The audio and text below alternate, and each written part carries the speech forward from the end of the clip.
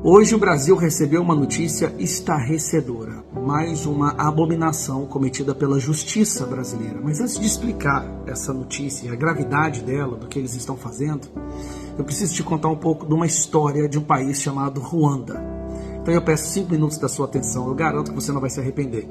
Não era para estar gravando o vídeo hoje, estou viajando com a minha família, era o momento de descansar, mas não tem como descansar enquanto você vê seu país se transformando numa ditadura a olhos vistos, né? Destacando-se como uma ditadura para o mundo inteiro. País Ruanda, você já deve ter ouvido falar do genocídio da Ruanda, né? O grande genocídio que aconteceu em 1994. A Ruanda, uma nação que era dividida em 2 etnias, os Tutsis e os Hutus. Tutsis representavam em torno de 14% da população e os Hutus, né, os outros 86%. E havia um conflito durante muitos anos dessas 2 etnias, até que os Hutus chegaram no governo. E os Hutus, depois de chegarem no governo, começaram a fazer um censo, identificar todos os Tutsis que haviam no país. Eles começaram a identificar e fizeram uma lista com endereço, idade, nome e profissão de todos os Tutsis, né, que era da etnia inimiga deles, do país inteiro. Eles alegavam que era apenas um censo para saber a porcentagem de cada etnia, para poder protegê-los. E os Tutsis deram suas informações. Pouco tempo depois, com os endereços em mãos, com as idades, as profissões, começou-se o maior genocídio da história moderna. Isso aconteceu em 1994. Não é uma história de Segunda Guerra Mundial ou da Alemanha nazista dos anos 30, não. Você provavelmente estava vivo quando isso aconteceu. Você provavelmente viu isso nos noticiários. Mais de 1 milhão de pessoas foram exterminadas. 1 milhão de Tutsis foram exterminados na Ruanda. Entre 150 mil a 200 mil mulheres foram estupradas por um governo que dizia estar defendendo a democracia. Por uma justiça que dizia estar exterminando o inimigo.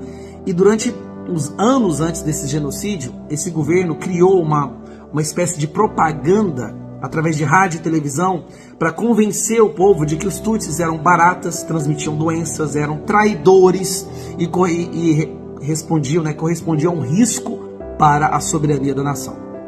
Então, quando esses Tutsis foram exterminados, os Hutus não acharam ruim. Na verdade, pessoas comuns, trabalhadores, saíram nas ruas com facão na mão para matar os Tutsis. Tá, Gustavo? Mas o que isso tem a ver com o Brasil?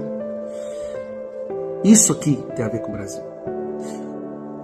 Um cara do PGR, um cidadão, acabou de determinar que as plataformas das redes sociais identifiquem todos os seguidores do presidente Bolsonaro nas redes sociais.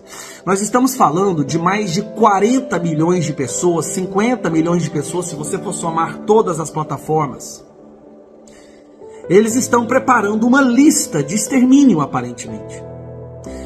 Em que democracia, em que nação, não precisa nem ser democracia, em que nação minimamente sensata isso seria aceitável?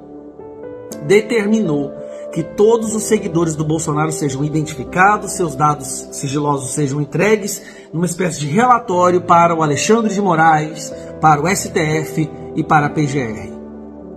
Por que motivo se deve identificar todos os seguidores de um político da nação? Qual é a intenção por trás disso?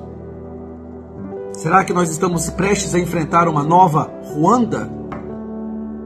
Isso não tem o menor cabimento. Eu esperava coisas terríveis desse Estado brasileiro depois que a facção criminosa chegou ao poder. Mas nem na minha pior imaginação eu seria capaz de conceber isso. Eles quererem listar todos os apoiadores do presidente Bolsonaro. Isso é extremamente perigoso. Já passou longe de sequer tentar falsear-se como uma democracia. É caso assim de pensar em arrumar a mala e ir embora o mais rápido possível, porque o próximo passo é paredão. É um bom fuzil com uma boa bala e uma boa cova, como dizia aquele intelectual da esquerda. Eu estou extremamente preocupado. O Brasil deve ficar muito preocupado com o que está acontecendo agora. O ministro da Justiça dizendo que acabou essa história de liberdade de expressão.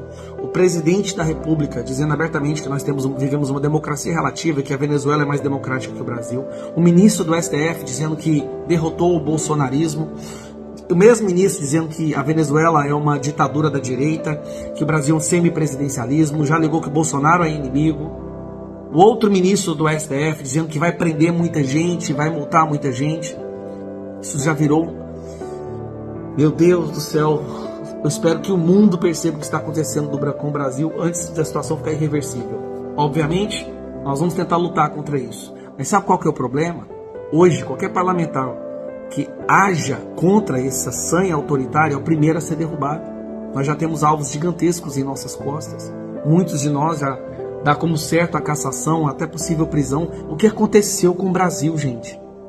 O que está acontecendo com o nosso país? Isso é muito sério. Isso é muito sério. É muito triste ver que uma parcela considerável da nossa nação já está tão imbecilizada que não consegue perceber que o Brasil já virou uma prisão, virou uma ditadura. Uma ditadura que dá migalhas. Então, a gente aceita a ditadura. Não tem mais nada para falar.